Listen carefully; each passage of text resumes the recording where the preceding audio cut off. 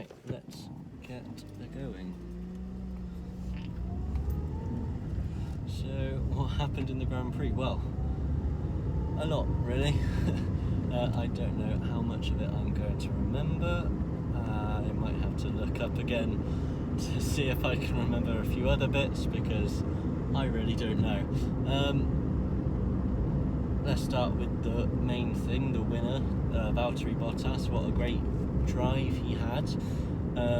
Obviously they had problems with their gearbox sensors, both the Mercedes cars, which didn't allow them to go over the curbs. If they had gone over the curbs, it probably would have shaken the car to pieces and they'd have to retire due to hydraulics, something like that. So it's a good job that they didn't. Valtteri Bottas managed it incredibly well and won the race essentially, which is absolutely brilliant from him.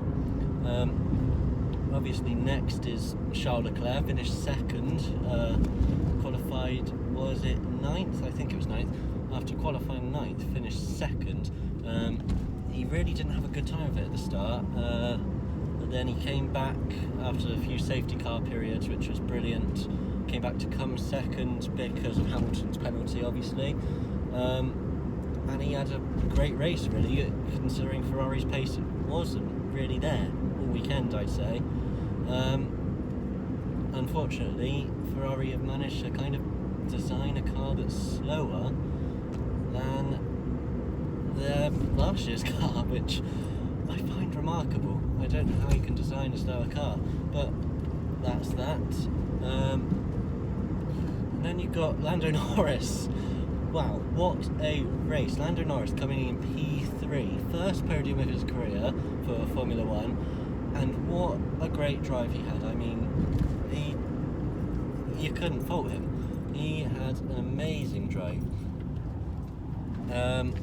Right from the start, starting P3 first of all. He qualified P4, but obviously Lewis Hamilton had another penalty that dropped him back, so he was starting P5. Lando Norris got promoted to P3. He started P3, he stayed in that range for a while. P3, I think he dropped down to P6 at one point, but he didn't go much lower than that, so that was amazing. He obviously had Perez for company most of the race, those two battling it out on track. That was fun to see, and I just think, yeah, he drove incredibly. He got the strategy right, perfect strategy, and then it just came down to the last 10 or so laps for him to properly get that P3 podium position. Obviously Lewis Hamilton's collision with Alex Albon, giving him the penalty, helped with that. It meant Lando Norris could finish 4.8 seconds behind Hamilton. That's 2/10 of a podium or not, 2/10 in a race. That's incredible, and he couldn't do much more. He put in the fastest lap, obviously, got the fastest lap of the race, extra point for him and the constructor McLaren, obviously. And I couldn't really fault his race, to be honest. Then you move on. Who was P4? You got to remember these things. It was Lewis Hamilton, of course it was. What a race he had. It was a bit of a strange run for him. He started off okay. He didn't get straight to where he wanted to, which was P2 at the start behind Bottas, and then he could go and overtake Bottas. But eventually, after the safety car, he got behind Bottas and P2. He then had a pretty stable race. He also suffered the same problem with the gearbox sensor, which would have caused failures and things, so he had to stay off the curbs as well. Was told very, very explicitly, do not go on the curbs. That was quite funny. And then, so he was following Bottas for most of the race. Well, almost all of it, most of the race. And then just at the end, after the final safety car, goes round the corner, and I don't know who's at fault here. I think Hamilton's slightly more at fault than Albon, because Albon was in front of Hamilton, but he just hits his rear wheel, and it's almost a repeat of Brazil last year, 2019. It's very uncanny the way they both happened and the way he went round. It was almost exactly the same. That obviously dropped Alex Albon back to 12th. Hamilton carried on, but then got given the 5-second time penalty, which essentially made him finish 4th. He was there, but he wasn't there today. He drove a solid race. He stayed very consistent. However, he didn't really do much to help push him forward more. He could have been a bit more fighty. Obviously, the gearbox sensors and all of that didn't help his cause. But if he could have been a bit more fighty, I think he would have got past Bottas and probably won the race there. So that was Hamilton. Then you go down to 5th, which was Carlos Sainz in the end, because Perez had a penalty. Carlos Sainz, he drove a pretty good race. He actually got features on the TV for once. Liberty Media obviously realising that. So he got P5, smooth operator as he would say. Had a fairly good race. Didn't really see much of him. He was just doing things in the background. Obviously saw him get past Perez pretty easily. He was passed by Charles Leclerc. It was a bit of a battle there, but it was nothing too bad. And that was really his race. Now I can't remember who was in P6 onwards, so I'm just going to go into constructors now, because I think that's probably the smartest way to do it. Red Bull wasn't their day today. Red Bull, both Max Verstappen and Alex Albon retired. Max Verstappen retiring quite early on in the race after having a great first stint. He had an engine problem, caused the engine to keep on going into anti-stall. Did not help him whatsoever, and the engine cut out on him during one of the straights.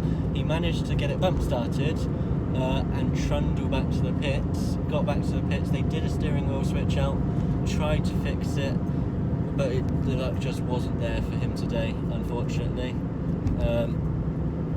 He couldn't do much more than retire, unfortunately, and it's a shame because he'd won the last 2 races there, and everyone thought he was going to go for the hat-trick, and it was due to no fault of his own that he had to retire, so that was a real shame for him.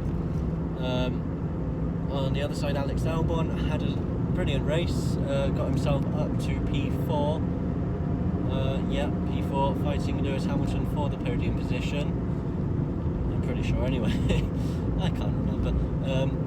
And then obviously had that collision with Hamilton, didn't help him, and he dropped down to 12th. After that, he had to retire, not because of the same issue as Max Verstappen, but because of other issues. I think cooling problems was one there, and they wanted to be precautious and save the car, which is absolutely fine.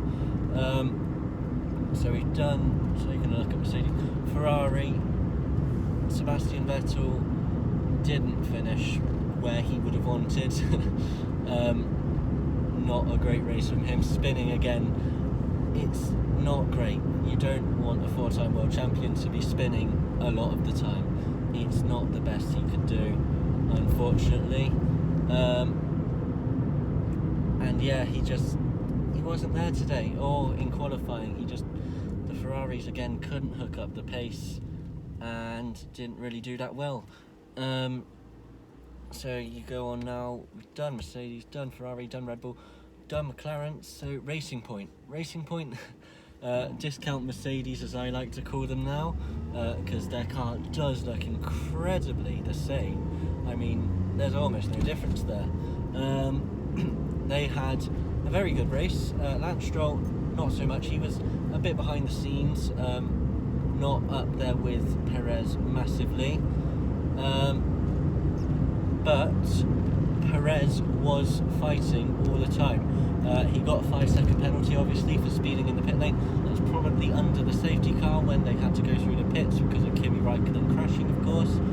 I don't know what's good. But yeah, he had a good race, Perez, and I was pretty happy. Obviously, their car design probably did help with that. I'd say quite a lot. Like I said, Stroll wasn't really up there with Perez, didn't have the best of races.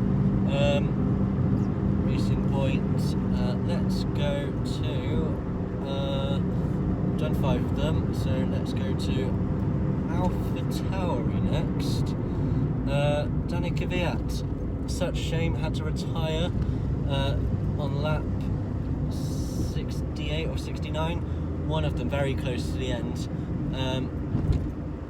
just basically because he got some sort of puncture. I mean, it probably wasn't puncture, it looked like puncture, maybe suspension failure, something along that scale of things, and his wheel just basically, his tyre just blew up. There's not much to say about that. Pierre Gasly, he had quite a quiet race actually. I can't say I noticed him doing anything substantial. Didn't really focus on him, obviously was focusing on the front runners more.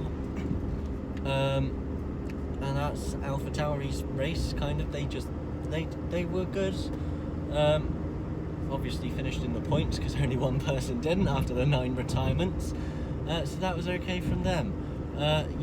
Let's move on to the other Alpha team, Alfa Romeo. Kimi Raikkonen, such a shame for him, had his wheel fall off. The mechanic was adamant that nothing was wrong when they put it on. I think they put it on and it went up okay, but it just came loose or something must have happened.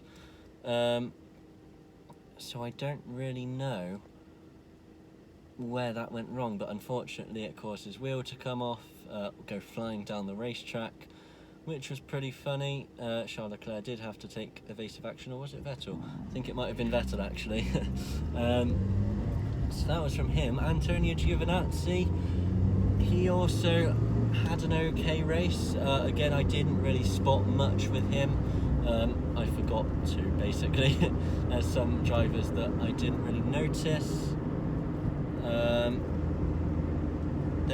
So after Antonio Giovinazzi, yeah, he had an okay race, obviously finished in the points again, same as Kimi Raikkonen. And we move on to Haas.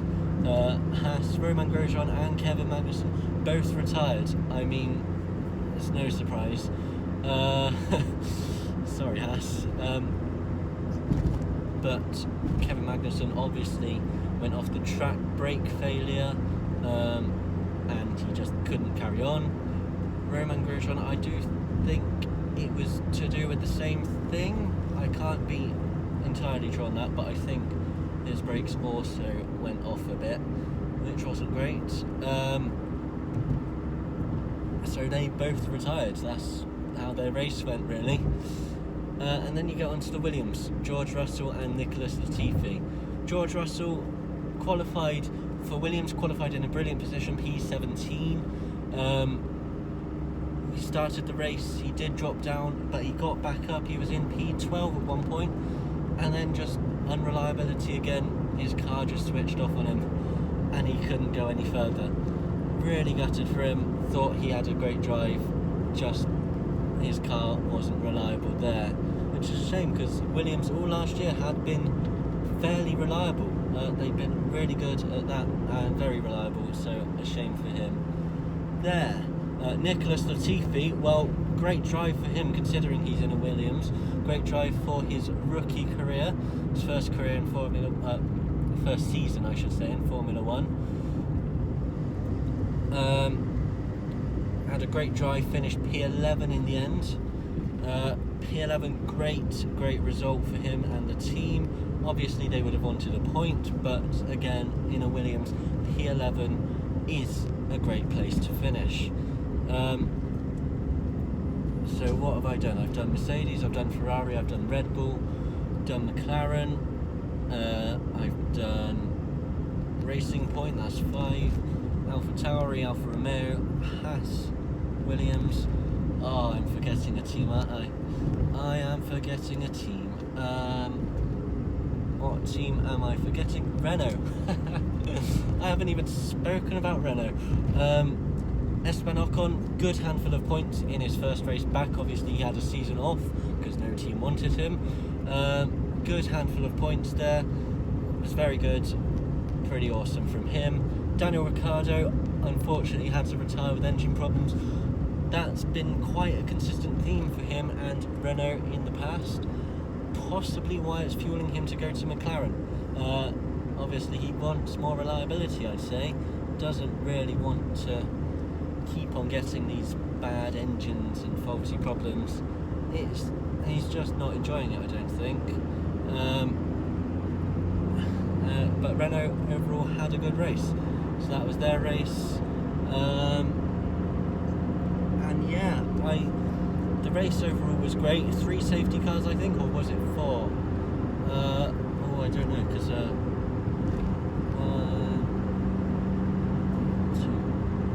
2, I can't remember. But yeah, a lot of safety cars, obviously, and yeah, and we're about to get very loud, so I think I'll stop it there and catch you in a sec.